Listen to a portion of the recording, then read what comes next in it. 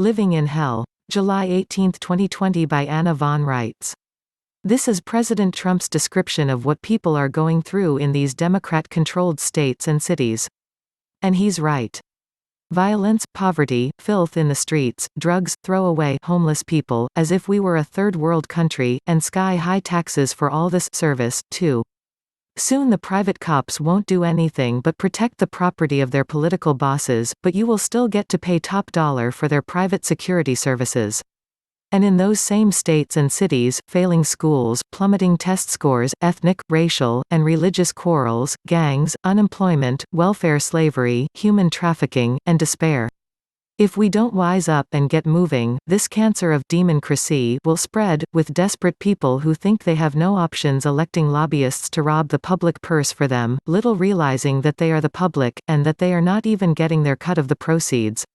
The very politicians that they are putting into office are robbing the public purse, all right, but they are not providing a fair share back to their constituents for a reason. And that reason is diabolical. You would think that if you were hired by poor people to improve their condition, you would do so, right? But no.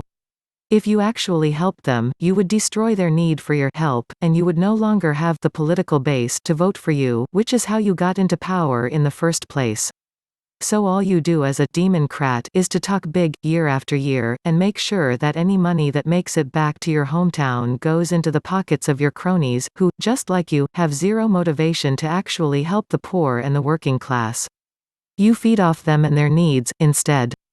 Thus, the poor get poorer, the rich get richer, and in between arises a loathsome, worthless, non-productive class of political henchmen operating as a criminal syndicate to enrich themselves by bilking the public purse in the name of their constituents, while actually keeping the proceeds for themselves.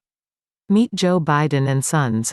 Meet Nancy Pelosi's entire family, including Governor Newsom of California, her nephew.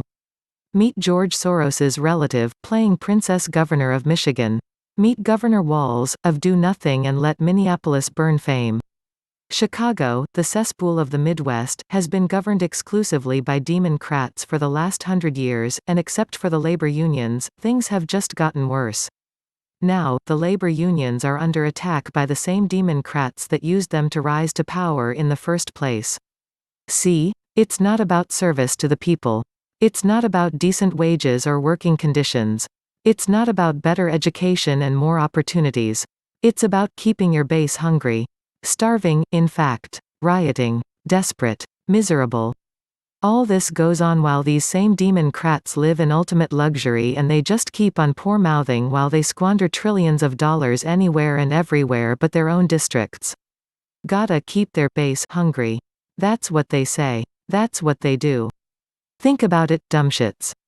Take a look at the federal budget, and know that that doesn't even account for all the non-budgeted funding that they squander, too. Now ask where your share of all that went? Chances are, precious little of it went to you. And you were taxed up the wazoo on even that much. Still think that the demon-crats are your friends? No, dears, they are your keepers, like zookeepers.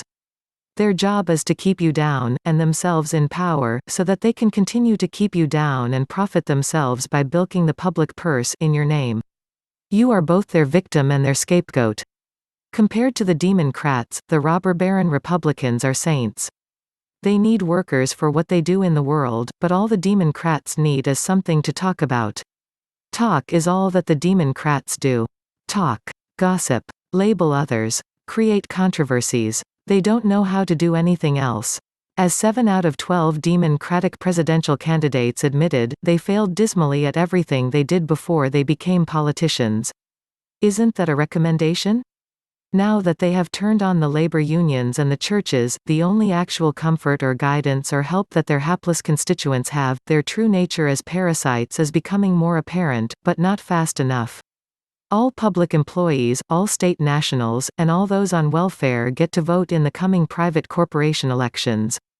I suggest that everyone who can, gets out and votes a straight ticket for the Republicans for a change. You have nothing to lose and everything to gain. Literally.